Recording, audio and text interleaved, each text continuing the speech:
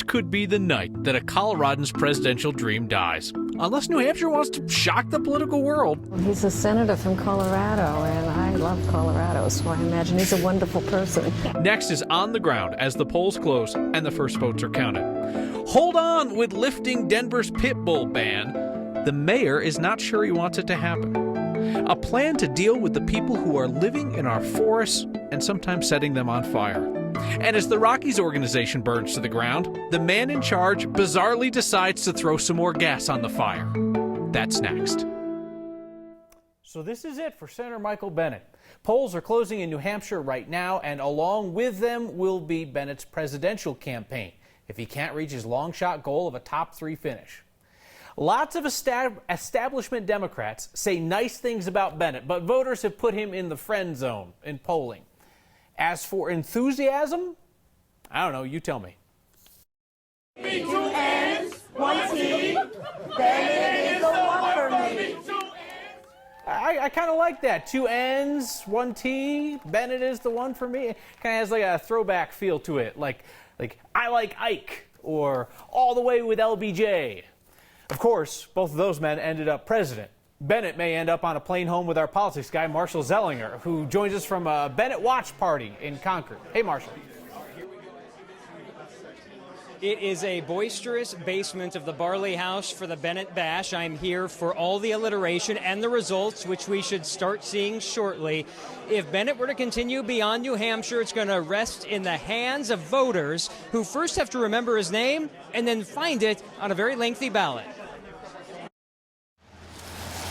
Unlike us in Colorado, New Hampshire voters still get their ballots in elementary school gymnasiums. I like when President Trump is one of 17 names the Republicans can choose from. There are 33 Democrats, including the one from Colorado, who's still working on people recognizing 2 N's and 1 T. What? Give me his name and I can tell you. Michael Bennet. I wasn't looking for him. There's a lot of people on that ballot. Yeah. No, don't know anything about that man. Well, he's a senator from Colorado, and I love Colorado, so I imagine he's a wonderful person. You're not going to get 100% name ID. You recognize Democratic Senator Michael Bennet, but he needs New Hampshire voters to know him and find his name on a ballot. But his name is in a different spot, depending on where they're voting. I've seen sample ballots where it was Bennett Booker at the very top of the ballot, and I've seen them where we were at the very bottom of the ballot. So hopefully people will read to the end. You set a goal to finish top 3 in New Hampshire. What happens if you do?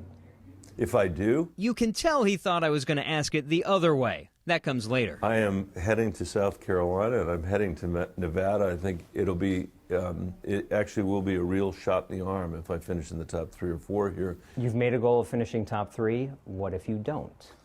We'll have to assess it, but it will be hard to get out of here if I don't finish in the top 3 or 4. He is not the person who picked him. I'm a Republican and I voted for the president. I voted for Bernie. I picked Bernie. Biden. Winning an election is no slam dunk, but no one we chatted with at this one polling location voted for Bennett. Is this an expensive campaign to run for Secretary of Education for another Democrat who might be a nominee for president? Definitely not. I don't have any interest in that job.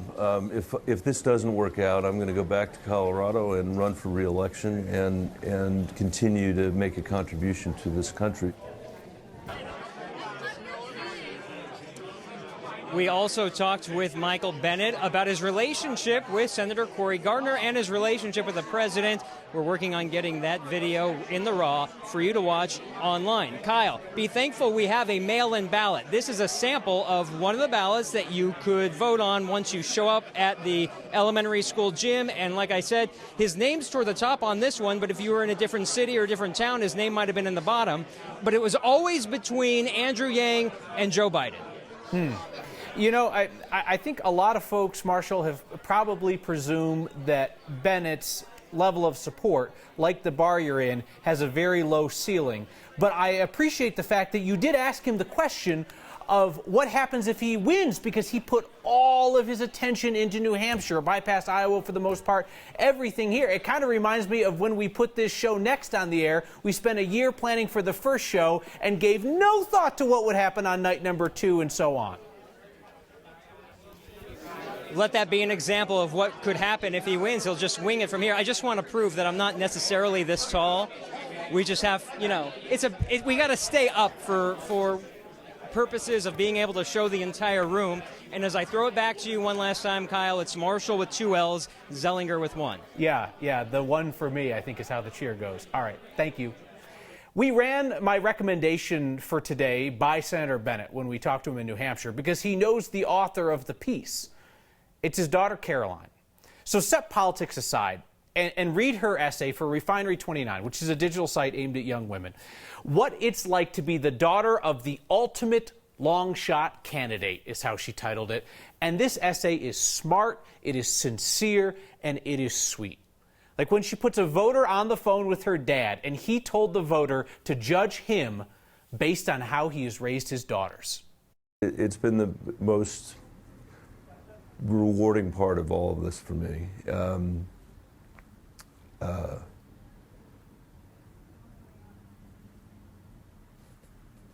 When I was deciding whether to run or not to begin with, you've heard me tell the story about how I went home and Anne, the 15-year-old, said you should run, and I was amazed that she wanted me to run, but it actually turned out she wanted me to run, so she gave me out of the house during her 15th year. But my oldest daughter, Caroline, said, "Dad, if you run and tell the truth and you lose, no one can fault you for it." We have a link to Caroline Bennett's essay on the next Facebook page. I want to take a second here to thank everybody who wrote in with suggestions and encouragement for Richard Castaldo. He's the Columbine school shooting survivor who is still struggling with his injuries 20 years later. We told you here how nowadays Richard is homeless. He is recovering from new medical setbacks at a nursing home in California, and his friends reached out to us here for help. They do not want money. They're asking for help navigating the bureaucracy around medical care and housing. We are continuing to talk with various people involved in the situation. We appreciate and they appreciate the encouragement and the ideas that were shared via the email linked to his friends in this story on 9news.com. The strange case against a mother accused of enlisting right-wing conspiracy theorists to kidnap her son from a foster family has been delayed once more. Parker police say that Cynthia Absug was plotting with fellow QAnon believers who think that President Trump's fighting a secret war against pedophiles in Hollywood and the Democratic Party. The case against Absug in Douglas County has been suppressed by a judge here. It means that no one in the public, journalists included, can get information about it. So we have been tracking Absug's extradition hearings in Montana, where she was arrested in December. She's a fugitive from a conspiracy to commit kidnapping warrant. Her hearing up there today was delayed for a second time. You saw her there on an internet radio show. She's become a bit of a celebrity in right-wing conspiracy circles with claims that her son is being abused by the Child Protective Services system. Absug's currently out on bond, and she's not responded to our request to get in touch. Cheers, literal cheers, greeted Denver City Council's decision to lift Denver's pit bull ban. And less than 24 hours later, Denver's mayor is like, hold up. Mayor Michael Hancock says he wants to think about whether he is going to sign this bill. He could veto it, and it does not appear that City Council has the votes to override his veto. The news of a potential lifting of Denver's longtime pit bull ban is too late for people like Nicole Mullen, who adopted a pit mix named Cyrus 4 years ago, and rather than risk losing him, decided to just move out of Denver. Finding a new home for my dog was not an option. We were not going to part ways, so that wasn't even a thought. So having to find a new home was really hard because of the way that these dogs are viewed and the stain that's on their reputation. Nicole and her husband, Cyrus the pit, and their other 3 dogs eventually found a place, and she tells us they're comfortable there. They're not considering moving back to Denver even if the ban is lifted. Now, it's a different story for Ambria Nelson down in Colorado Springs. She specifically moved there because she wanted to be able to adopt a pit bull, and she knew that she couldn't do that in Denver, where she grew up. She tells us that now that the ban could be lifted, she is already looking for places back home, a spot for her and her pit, named Meatball Fettuccine. That's where I grew up. That's where I want to be. I'd rather be there than anywhere else in the world, and if having a dog is going to prevent me from being there, so be it. But now that it's ending, I might have to come back. Well, Ambry might want to put those plans on hold for the moment. When we talked to Mayor Hancock's office, his spokesman said the mayor wants to be thoughtful regarding the decision on the pit bull ban. He has until Friday to either sign it, he could veto it, or he could let it become ordinance without a signature. An idea to help some of the people who are homeless in Colorado. An idea that's not just sweeping them into the next city. A sports league in northern Colorado is changing the way games begin. We're not taking away from sportsmanship after the game. We've simply moved it to the forefront. And a lesson in how to make a bad situation worse, courtesy of the Colorado Rockies. That's next. It is too early for significant results out of the New Hampshire primary at this point. We are hearing that Senator Michael Bennet may speak to his supporters. We will bring that to you live if it happens while Next is on. One big development, Andrew Yang has dropped out of the race tonight because, in his words, math. Two of the biggest wildfires in recent Colorado history are thought to have been sparked by people who are homeless and camping in the forest. That's enough of a concern that state legislators are working on a solution. Not forcing people out, but trying to reduce the fire risks. Our Steve Stager covered both of those fires. These are things that people are going to remember, Steve. They were significant events. Absolutely. One in Nederland and one in Costilla County. Kyle, Democratic Senate Majority Leader Steve Fenberg says several fires in his district have been sparked by homeless campers. So a pastor in Nederland approached him with this whole idea. That pastor has already been doing some outreach to homeless campers, teaching them about fire safety and making sure they have the resources to keep their fires safe. Now, the Cold Springs fire burned near Nederland in 2016. Two men from Alabama started that fire. A man from Denmark living in the wilderness is accused of starting the 2018 spring fire, which burned more than 100,000 acres and destroyed 100 structures. This new bill would create a standard for folks reaching out to the homeless living in the wilderness, and it would provide grant funding to encourage groups around the state to do the outreach. Fenberg says it's important because technically these folks have the perfect right to be there with some minor restrictions. It's an interesting question because they're allowed to live where they're living generally. We are a state that values public lands, and those lands are public, and they have a right to camp on those lands whether they are someone experiencing homelessness or not. There's often a time limit for how long they're allowed to be there. So no, this isn't something where we need to go in and clear people off of the land. So this bill has bipartisan support, and Fenberg says there hasn't been any pushback. It would provide about $100,000 in grant funding to incentivize these groups to do that work. But you got to think about the resource difference here. You think about Denver. There are tons of places where the homeless can go and learn about resources, but when they're out in the forest, kind of spread out all over the place, you have to go and find them and give them those resources, and that's part of the idea behind this bill. One of the number one things that I hear when I visit small mountain towns is people saying, you don't understand the homeless issue up here and how it impacts our communities. One of the things we hear whenever we talk to the Forest Service is that these campsites are just used over and over again, and people kind of move from campsite to campsite. So it's important to start talking about this stuff to try to get some sort of resolution. For sure. Thank you, Steve. Yep.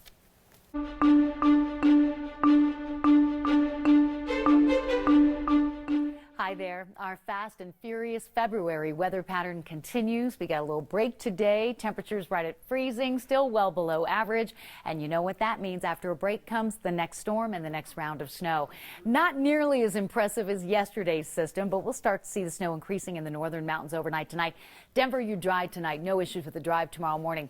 It's a fast-moving system. It looks to drop about a quick inch of snow, maybe 2 inches west and south of town between about 3 o'clock and about 8 o'clock tomorrow night. And then we're done. And then we kick off the real warming trend that'll get you into next weekend. Partly cloudy, less wind tonight, a cold of 14 for a low. Tomorrow, partly sunny, high 34 with afternoon snow showers. I have an inch of accumulation in Denver by this time tomorrow night. We have clearing and warmer weather moving in Thursday, close to 50 for Valentine's Day and for Sunday. Monday's a holiday for you. We're looking at another storm and another chance for accumulating snowfall. But if you're one of these guys or gals that likes to get up into some of that white gold, you are going to love the weather forecast for early next week. The Rockies make an awkward situation awkwarder, which is a word. I checked. A youth sports league makes a change that it knows won't be popular. I care more about children's safety than I do the criticism. They're trying to prevent another one of these. That's next.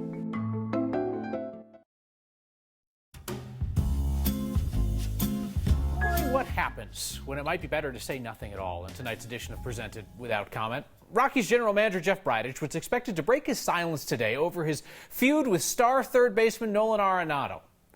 I'm not exactly sure what this is. The Nolan situation, so we thought we'd just start off with that off the top. So from your perspective, what would you just like to say about what's been out there publicly about nothing at all? There's no comment. I haven't had any comment to this point, so we're going to move past that. Thanks. Okay. Next question. He just says next question, like you can just change the topic by saying next question. You can't do that. You're not me. A youth sports league in Windsor got rid of post-game handshakes, which doesn't seem all that sportsmanlike. Actually, the head of the Power to Play League says this is all about sportsmanship and safety. Michael Peterson is proud of that decision. I think youth sports is extremely competitive, regardless of what sport you're playing. And the current status is you're seeing a lot of aggression. My name is Michael Peterson. I'm the founder and owner of Power to Play Sports here in northern Colorado. We have seen a pattern of poor sportsmanship or issues concerning post-game handshakes. A few minor incidents. It's not something that happens at Power to Play much, but enough to the point that we felt we needed to look at doing something different. We've decided that instead of doing the traditional post-game handshake, we felt that we were going to do a handshake line at the beginning to exhibit sportsmanship versus at the end. We know that if we don't do anything, it's wrong. Do we know for certain that making this decision is going to be the end-all to the issues that we're discussing, or it's the right thing to do? We don't. We're going to take a chance and explore what this means over the next 2,000-3,000 games that we host in our facility, and then look at it down the road and say, how does this affect? What happened? I care more about children's safety than I do the criticism. Instead of a competitive environment where people are focused in on budgets and winning and losing, let's stop and take a step back and look at what's best for kids and families. That's my goal. Kind of nice to see somebody take a stand and stick by it for once. You guys do that nightly in feedback. We'll have that when we return.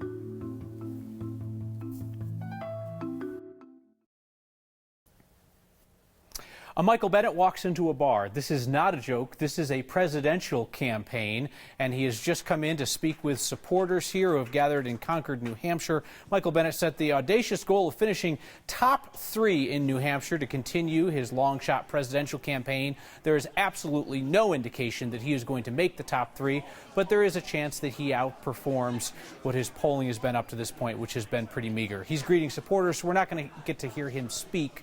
We'll have that for you on 9 News at 9 and 10. Rick tweets into us tonight about Colorado's Super Tuesday presidential primary, wondering if we are unaffiliated and we turn in a ballot, do we become officially registered with that party? Rick, you do not become a member of that party, but your choice becomes public record like any time that you vote in a primary. Kevin's watching from Old Chicago, says dude across from us looks like Kyle Clark and Fred Armisen had a kid. Are you sure it's not just dude who looks like me with glasses on, the black glasses?